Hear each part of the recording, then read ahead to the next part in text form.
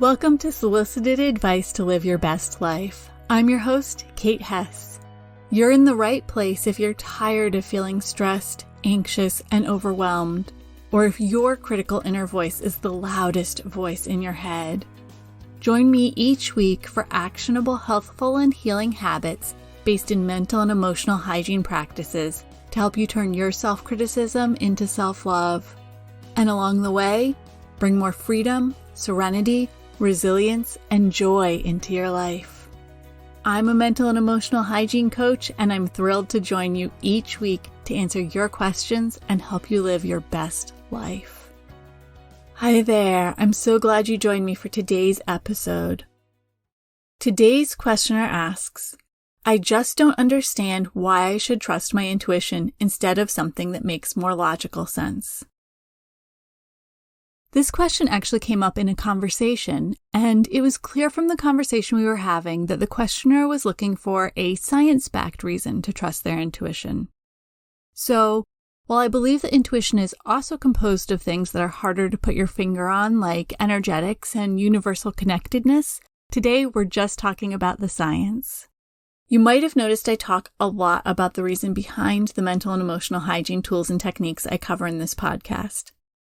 A big reason for that is because I like to understand the reason behind why we do what we do. Back in episode 1, I mentioned the big book of facts I read and reread over and over as a kid until it was literally falling apart. I was and continue to be fascinated by the science behind how things work. So let's dive into the science behind your intuition. In any given moment, we are exposed to countless sensory inputs. And while our senses might perceive all of these inputs, our conscious brain isn't able to process them all as they come in. So we pick and choose what to focus on. For instance, just because you're listening to this podcast doesn't mean all other noise around you has ceased. But I'm going to be quiet for a moment and count how many noises you can hear that you didn't notice while I was talking.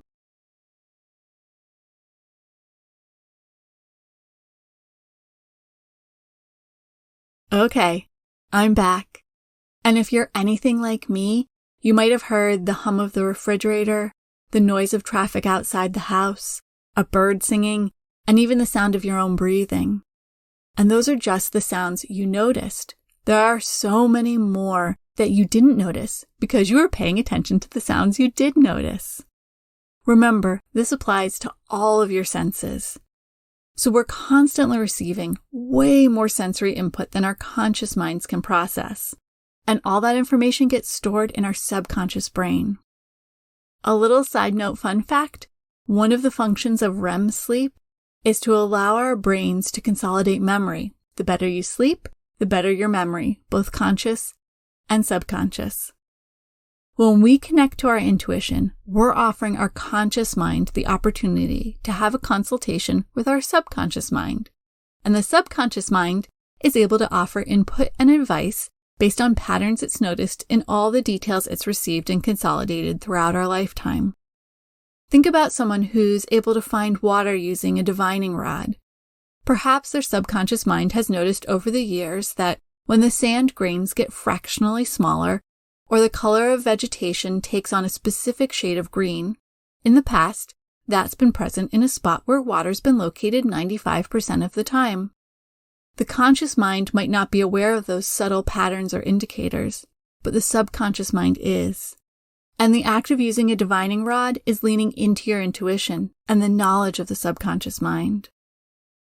Another piece of the intuition puzzle is the gut-brain connection. Not only does our gut have more neurons than the spinal cord, but it's connected to the brain via the vagus nerve. In fact, your gut has so many neurons, it's actually classified as the enteric nervous system, your second brain. While a lot of research has been done on intuition in our gut, there's still a lot left for us to understand and discover. However, we do know that when we tap into our intuition, our brain and our gut communicate. Not only does this increase our processing power, but the gut brings a lot of emotional processing to the party. Another interesting side note, only 43% of the human body is made up of human cells. The rest is microscopic organisms we've formed a symbiotic relationship with. The microbes in your gut regulate or produce many of the neurotransmitters used by the enteric nervous system. Another great reason to nurture a healthy gut microbiome. Research has shown that most of our intuition happens in the right hemisphere of the brain versus the left. The left side of our brain handles reading, writing, and calculations. It's the logic side of the brain. The right side works with visual input and abstract thinking. Most of us spend the bulk of our time in our left brains. It's how we get things done in the world. But when we want to tap into our intuition, we need to switch over to the right brain. Interestingly, in women, the connective matter between the left and right hemispheres of our brain is substantially thicker than in men. That means it's easier and faster for us to switch back and forth between hemispheres. But for anyone who struggles to connect with their intuition, there's good news. A 2016 study by researchers from the University of New South Wales has not only demonstrated that our intuition allows us to make faster and more accurate decisions, but that with practice, intuition improves over time.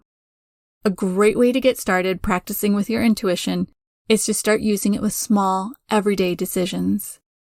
I use my intuition to help me decide what to eat each day, how to decide if an email or text message is ready to send, and to pick out an outfit in the morning. All things that could once have left me struggling with indecision paralysis. Now it's a simple process of a quick intuition check and I get back to my day. Which leads me to why I trust my intuition, even when the decision it's pointing me toward may not be something I can think my way into. I love to use the analogy of a ship sailing into a harbor during a windy day. The water is whipping around the ship in white caps, and the sand on the bottom of the harbor has been stirred up, and there's no way of knowing what lies beneath the surface of the waves. As you steer your ship to the dock, you can avoid any rocks or other obstructions you see sticking up out of the water, but you have no idea how to avoid what's beneath it. This is like making decisions using only the information available to our conscious mind. Now imagine you're in the same boat and the same harbor, but the weather is calm. The water is still and crystal clear. You can see all the way down to the bottom of the harbor, and you can see all the obstructions, not just the ones that are sticking above the water, but also anything that is lurking beneath it. This is the power of using your intuition. The only difference between our intuition and this analogy is that we can't actually see the rocks in the bay. We can only have an awareness that we know there is a reason why a particular route is the best route for us to take. Which brings me to learning to trust your intuition. Not only is it important to practice using your intuition to strengthen that muscle, but it's also important to reflect back on times when you did or didn't follow your intuition and help to build a conscious library of how your intuition has had your back. Sometimes we know right away the benefit of following our intuition. Sometimes we'll never know because the circumstances are so far removed from our awareness. But often, we can do a little Monday morning quarterbacking and look at the action a few hours, days, weeks, or even months later and reflect back on how taking or not taking intuitively guided direction impacted us. The more we do this, the deeper our trust in our intuition becomes as we notice time and time again that following it helps bring us to the outcome we need, while ignoring it doesn't. If you'd like to learn more about using your intuition, check out my Intuition 101 course. This course is designed to help you learn how to harness your intuition to remove self-doubt. As with anything, I recognize we're all different.